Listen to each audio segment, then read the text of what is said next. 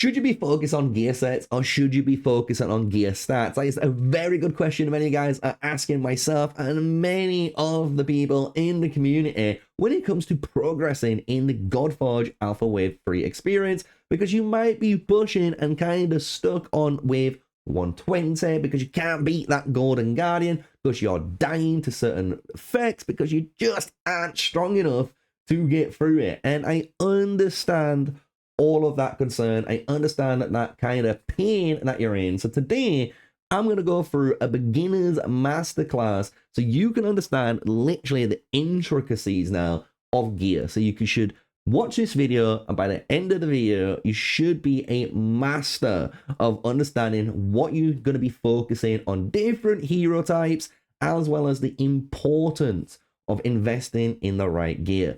So smash that comment and subscribe, and let's dive into today's video. And the first thing we're going to be showcasing off is just the beginner's entry to gear. So the first thing is gear. What is it, right? You can equip up to 6 gear slots here on your hero, and that's going to empower them a little bit better, right? To make them hit harder, maybe take more damage, or even be more accurate at placing debuffs or not taking debuffs, right? You can do quite a lot of different things, and this is broken down up at the top here. You can see the HP, the attack, the defense, the speed, the initiative. All of this is in game, and if you want me to do a full video guide on the different stats, let me know, because I can do that too in this week's recordings. However, keep it on track when it comes to gear. That is what you're going to be upgrading. And the thing is with gear, you'll notice, like on my Zeus here, it comes in a variety of different colors and even different qualities or tiers, depending on what game you played and how you want to look at things. So let's go through that, right? So the first thing is we've got rarities, right? And rarities of gear, you'll notice, start out at common. They'll work their way up into uncommon, rares, and as you guys can imagine, epics, and finally, legendary. And if you've noticed, each time I have clicked up a rarity there, the one thing that changed on screen was the substats on that gear. Because each time you go up one rarity, you're gaining a substat. So here we gain the main stat always, and that's even at the beginning. You always get the main stat, and I will explain what that means in a moment, don't worry. But then you gain this extra substats and an extra bit of power that the gear gets, and this is going to add extra lines each rarity. So that's what the rarity is about, right? Each rarity is giving you a new subset. So it's always good to get the legendaries, because it is going to give you 5 pieces of just stats that you need, but you do want to try and make sure your legendaries then are good quality or high tier pieces of gear. And the way you can tell is from the number 2 in the top right corner, or as you can see on my Zeus, the number 3. You can get the number 4, you can get obviously the number 1, and the big good one, the best of the best that you can get, that's equipped to my Shamash, the tier 5s. And what this does, as you guys can maybe guess from the different varieties here, is the higher quality, the better tier of gear, the better your stats grow and the higher potential that they will ever get. So we can kind of see that, honestly, when it comes to pieces of gear that we've got a tier 4 piece of epic gear here, and its attack percent is obviously 50%. If we go over here, we've got another one here, and we've got to try and find an attack percent one at rank 3, but there we go, 38%. And I know it's not plus 16, but guess what? If we do, it's only 45, right? 45% compared to 50. So that just showcases we're gaining 5% extra attack because we've got a tier 4 piece of gear, a flawless chainmail, compared to a superior nightweave, which is going to be a tier 3. So just remember that when it comes to the tier of gear, that's going to make these stats grow even better. So as you can imagine, when you've got a tier 4 legendary piece of gear like this is fantastic. Gaining all of this, obviously attack percentage, the defense, the crit, the defense, the HP. Insanely great stats that you can be equipping to the right heroes that you need on your teams, right? So that is the first things, the gear rarity and obviously the gear tier. Then, as you guys will notice, there is the gear sets. These are down at the bottom left corner. The gear sets is just basically a bonus effect that your gear can have if you are matching the types. So if we look at these two different examples here, we've got the Kraken and then we've got the Bear. And the thing is, they come in the set 2 bonus, meaning if I have 2 of these equipped, I will gain this online. So if you look at my Bear one, for example, we got defense plus 1% on each turn if I've got 2 bears. And you can see I've got 2 bears in that gear slot, which means in the set bonus, you can see it online. And the same is we've got 4 on our Parasite, which means if we click on this little arrow, you can see that we're able to get grants 25% chance to place a corrupt on 1 turn when attacked. And this can even go up to a +6 bonus if you choose to have all 6 pieces equipped of Parasite, right? So the set bonuses are tied to having more of those types of gear equipped. And this is obviously on each of your different slots of heroes.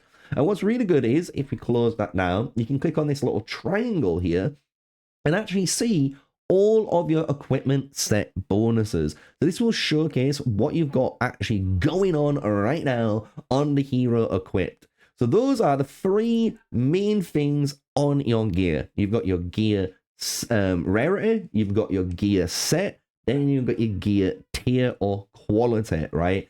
From here, what you can do with gear is enhance it to obviously upgrade those main stats and substats.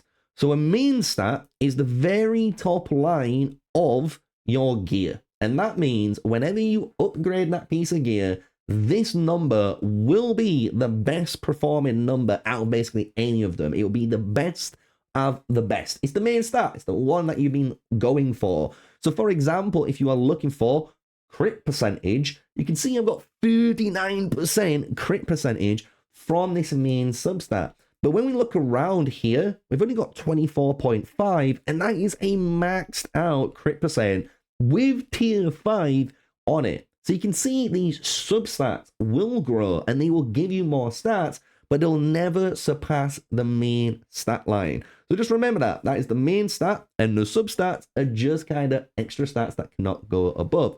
So when it comes to your heroes now, obviously it's your job, your task, to try and find out what stats, what things do you need equipped to that hero to make them even better. And that is basically the basics of gear. And the only thing to go from there is obviously enhancing your gear pieces themselves, right? So you can go to a piece of gear, you can click on the enhance button. This will cost you gold in order to do this. And by doing so, you will increase, as you'll see, the actual main stat and all of the substats for that piece of gear. So if we kind of go to maybe one of my other pieces of gear that we haven't got, so maybe like something down here that's non-used before, right? So we've got this thing, a bit of initiative, a bit of crit percentage. It's got speed as well, and attack percentage and resistance.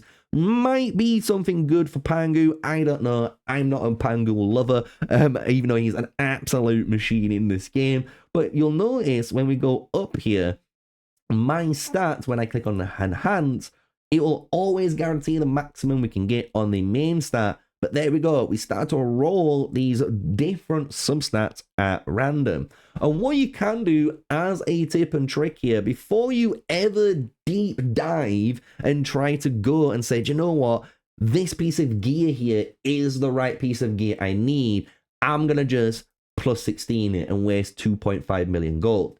The best tip and trick that you should do before anything is always enhance it at breakpoints. So breakpoints are basically, you'll notice these little intervals of 4 that really make the gear hit these extra breakpoints that showcase something. So you'll notice here, we've got really good intelligence, we've got some good defense, some good crit damage, and our crit percentage is a bit low. But let's just say we wanted to see what happens at the level 12. This breakpoint is going to increase now the substats compared to before, right? This is the main breakpoint for it. And if we hit it, we'll see, okay, that's kind of better. That's what we want. And what that means is we can see our crit damage is growing a bit better than the defense, which means if we did max this out, it should have higher crit damage than the defense. Initiative is going to be the highest, and then crit percentage is going to be the lowest on this piece of gear. And obviously the main stat is going to be the max. The main stat is going to be the main stat, right? So that is a little bit of tip and trick before you go crazy and start wasting all of your gold thinking, oh, this is the perfect piece of gear, and it rolls incorrectly. Because again, if it doesn't roll on the substats that you want, stop your gold wastage. Just use it for what it is, maybe at a +8 or a +4 that you've used it so far, and then wait for a better piece of gear to, you know, really invest into. So those are what I would consider the basics and a little bit of tip and tricks there on how to enhance gear and what you're going to need to know. And because of that now, we can look at any of the heroes in game and start to see why equipping the right gear is important and how you should be focusing on getting the best out of them. So if we look at a hero like Isis, or even if you have a rare hero like even Isolde, both of these heroes get built literally identical. And that is because what you want to do when you look at any of your heroes in game is go over to the ability page and actually look at what is the important skill, what is the important game changing factor for this hero. And when you look through Isolde, for example, you'll notice, yes, she scales off some attack % here, and she's able to place Mend, which does heal them on their turn. Then you can place a defense up and an attack up 1 buff on everyone. And when you click on the details, obviously there's no scaling because this is a buff. She's dealing no damage. And when you go to her ultimate, she's randomly removing 1 debuff from all allies and increasing turn meter. And again, this isn't got any sort of damage scaling to it. So for most players at first, they would assume, and maybe just like you watching this video right now, that you're going to be building her on attack. So obviously her skill here does more damage. And then obviously you're mending, you know, players on your team and healing them up, right? So they can keep surviving. However, when you look at the passive skill for your Isolde, you'll see it says when an ally defender is attacked, you heal all allies 5% of this hero's maximum HP. And that is super important. Even with details, it's not going to change because you're going to be healing 5% of your HP. And that is the key for this hero. And that is the exact same thing when we look, for example, our Isis. If you look at Isis and look at her skill 2, she's going to place a shield on all allies and put a defense up 2 on all allies too, and gets an extra turn so she can do something else afterwards. But the really important thing that you care about on this is 20% of your HP. So if the bigger HP you have on Isis, well, the bigger shield you're going to have on your team, making them survive the damage that you're going to need. And obviously, she can do her thing, which is stealing buffs, and obviously, hopefully, spreading that buffs on allies too. So you can see where we need those stats now. So when it comes to the gear, boom, you can see we've got over 66,000 HP for our Isis to make her absolutely monstrous in those shield departments. And the way we've been able to do this, if we look at our gear now, is we've got some base HP. So this is basically 4,500 flat health points, which is going to get added to this number. However, we've got HP %. And what the difference is, HP % grabs whatever your current total is of that number and adds that on. It just adds it on. It's as simple as that, right? Just keep it nice and basic for everyone in the beginner area. So you can kind of see here that for my Isis, I have been trying my hardest to stack as much kind of HP base here, and then HP %. We've got HP and HP %, right? And this is allowing my scaling to go even higher. And if I could, as many people will probably say in the comment section, to get my Isis better than she currently is, I would need more HP %. So if I was able to maybe get HP % here, or even keep the HP we've got, but have HP percent in the subtypes, that's going to increase my HP even further, right? And that's kind of what we care about. And by explaining this, hopefully, you might have kind of gathered a mini spoiler during this whole explanation that, if you've not guessed it, the number one thing that you want to do on your heroes is focus on the stats. The more stats that you have and the bigger the stats are, you know that is reliably happening. So for example, if I go to my Zeus and check out his gear, I have 100% crit chance, which means I know no matter what, my Zeus is always going to crit, it's always going to do damage, and it's always going to do what I expect. Especially when I get that critical damage and when I increase my attack even higher and get better gear for my Zeus, it's going to perform what I want him to do, right? And in order to achieve that, again, that is from the stats of my gear. Now, sets are really important though, because sets, like the one we've got on our Zeus here, do enable you to do some funky things. For example, I get to heal 15% of the damage inflicted when attacking. I'm also able to counterattack 25% of the time. And if you didn't know this, with Zeus, if he counterattacks, like anyone in the game, you're going to be counterattacking with your basic ability. And when you counterattack with your basic ability, you've guessed it, you have a chance to actually steal a turn and actually take an extra turn and deal some free damage on top of the counterattack that you're dealing. So this is just showcasing where set bonuses are super powerful. But what you'll notice is set bonuses are never really super guaranteed, right? They will always have some really cool effects like this base ability damage by 15%,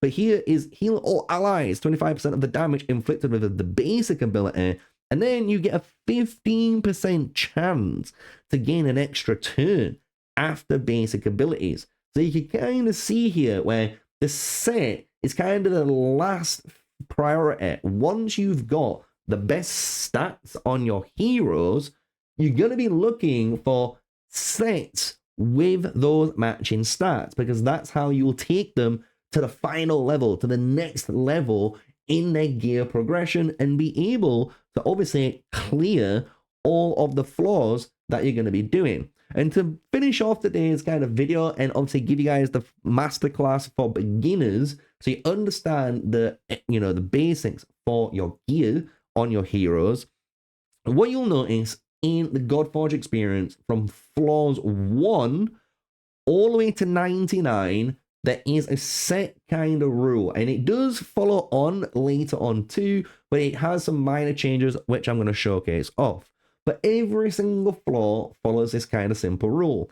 Every flaw 10, so 10, 20, 30, 40, 50, 60, 70, 80, 90, all of these, when you complete them as a boss stage, will drop you armor of any rarity, but it will also drop you of any type, right? So this is a really cool farming method if you want to try and farm lots of varieties of different gear and gear sets, because at the very bottom, as you'll notice, is the different images of the set pieces that you could be going for. So if you're trying to look for certain sets in particular to make your hero even more powerful, that's how you can find out where those are.